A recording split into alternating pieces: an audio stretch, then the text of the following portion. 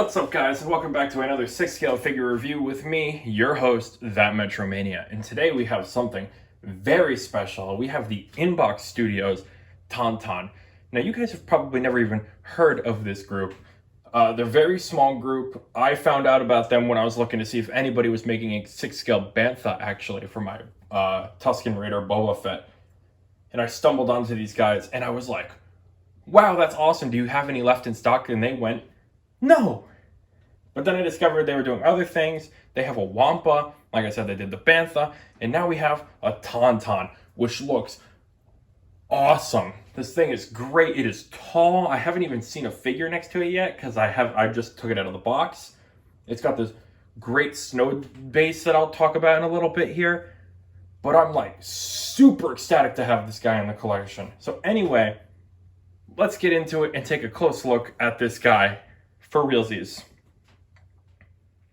So I did manage to get this guy sitting pretty on the spinning turntable of doom, and you could see all of that fine detail with this nice spin as we talk about it real quick. So this guy's got a lot of things going on. There's a lot of like real fur. It's painted to look snowy. The eyes move, which I'll show you in a little bit.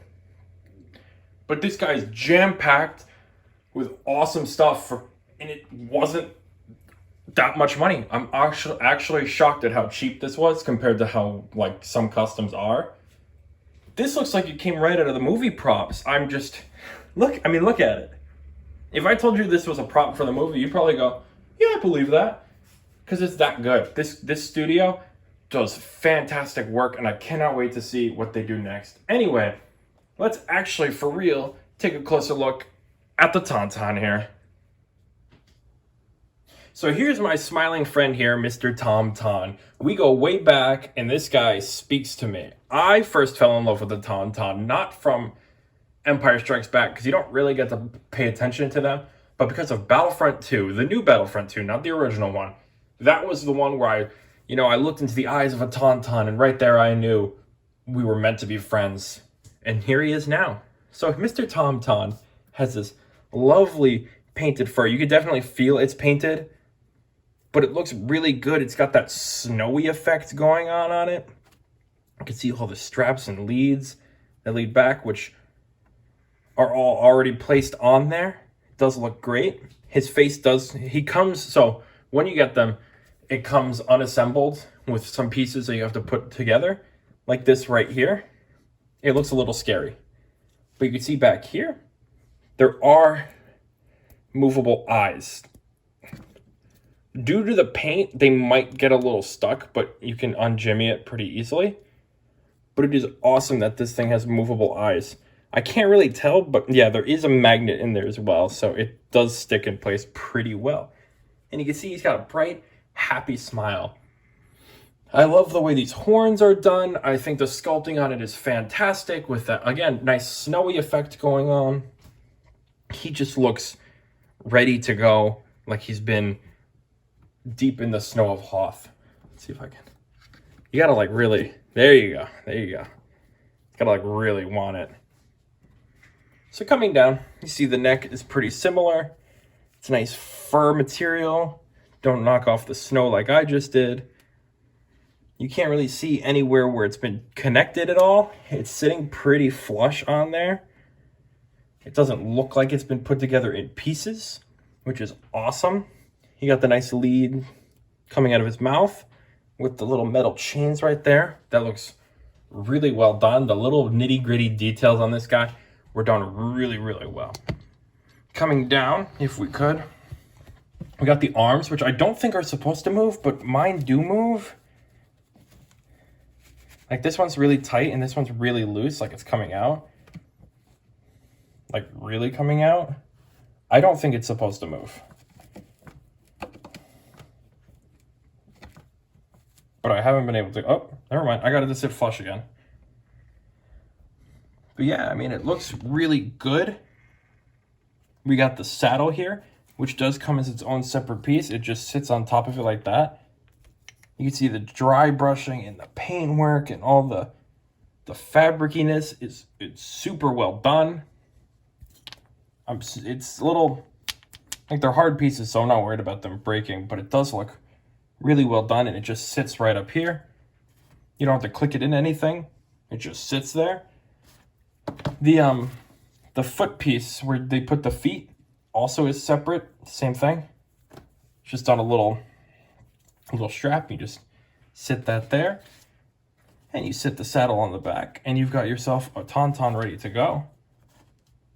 We will put a figure on this later so you can see how that looks as well. Coming down to his TaunTaun rear end, you can see he's got the nice, like I said, the straps going out and around. His legs come down really nicely.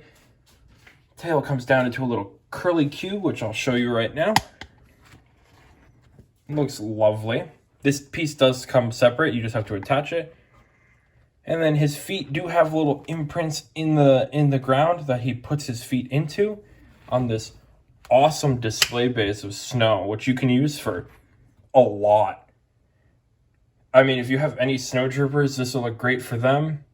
I had an idea in my mind and it kind of slipped me. I could do some Hoth. I could do some First Order snowtroopers displays with this. So I'm super happy with this. There is a single screw that you can put, and it'll come out through the floor, and it'll screw into the bottom of the foot to keep him in place. I got version A of this. The only difference, I believe, between this and version B is the version B has a different base with one foot pressed back. But yes, this is version A, the Inbox Studios TaunTaun. Moving on, I guess we'll bring out a figure, and you can see how tall he is compared to that. So there we have the TaunTaun next to the Season 2 Mandalorian, which is probably who will end up being riding on him, because I don't have a Hoth Luke or Han, and I think it would look fine enough if you put Mando on him, because why not? It'd be silly. People love Mando. He does well enough. So I think maybe my Season 1 Mando, if he can sit on it, will end up being on the back of this guy, while Season 2 sits comfortably in my Mandalorian collection. But you can see here how much the TaunTaun here just oversizes a regular person. As it should be, they are bigger creatures. They're for riding. It's like a horse, but way cooler. This is a way cooler version of a horse. I'm a huge TaunTaun fan, and TaunTaun here really takes the cake for how good he looks, but he's not the only person in the Metro Mania zoo. So how about we bring out the other creature to boot? So here in the Metro Zoo, we don't discriminate based on how ugly you are, how beautiful you are, how big you are, how small you are. We'll take creatures big and small, ugly, stinky, smelly, shitty. Yeah, that's right. We'll take them all. And we have 2 so far, with a 3rd on the way with that beautiful Hot Toys Dewback. But for now, we have our Hot Toys Blurg, which is just pretty plasticky compared to the beautiful, I mean, the Blurg is beautiful as well, but the very beautiful actual fur TaunTaun. So you can see here, again, they both oversized Mandalorian in one way or the other, but that's to be expected because they are both creatures of day and night, and they look great. And the zoo is only going to get better. Hopefully more creatures come out at some point. You know, we got Lothcats, we got TaunTauns, we got Blurgs, we got Dewbacks. What else could we want? I wish I had gotten the Wampa. I wish I had gotten the Bantha. You know, I could have a whole zoo. The Metro Zoo Emporium. But for now, we'll just have to live and let live. Let's put Mandalorian on the back of this guy and wrap this video up, shall we then? So it takes a lot of work, but he does sit somewhat on this thing. I mean, his feet came off twice. I don't know how they did it in the promotional image that they showed for it, but I got it somewhat. So we can't say I didn't try. Anyway, this TaunTaun is beautiful. They did fantastic work, and I cannot wait to get this video out to get them some representation and show people just how good of a job they can possibly do. I'm super happy that I got my hands on this, and pretty early on as well. The turnaround time on this guy was crazy quick for how beautiful and intricate everything here is. If you we're looking to see if maybe you could get this. I know they do have a wait list that you can message them for if somebody doesn't want to pick theirs up because they're still shipping them out. Obviously, there's a small chance, but not impossible. And you can also follow them on Facebook to see what else they're planning on doing in the future, because I hope they keep doing more Star Wars creatures, because they're doing a pretty good job so far, and I'd love to see, what else could they possibly do? I'd love to see the lizard thing from Revenge of the Sith. That would be awesome for Obi-Wan, but who knows what could possibly happen from here. Anyway, if you enjoyed this video, please feel free to like and subscribe, because it really helps the channel, and we've been doing pretty good recently, and we're having a lot of fun stuff on here, like this guy right here, and it makes it a lot more possible when you guys decide that you like the channel. And always feel free to comment, ask me where I got it, ask me anything about how maybe you could get your hands on one. Feel free to ask me anything you want, comment whatever you want. Tell me if you love TaunTauns, I don't care. And as always, I've been me, and you've been you, and thank you for watching another 6-scale video figure review. Hopefully you join me next time when we review something maybe new. Say goodbye, TaunTaun.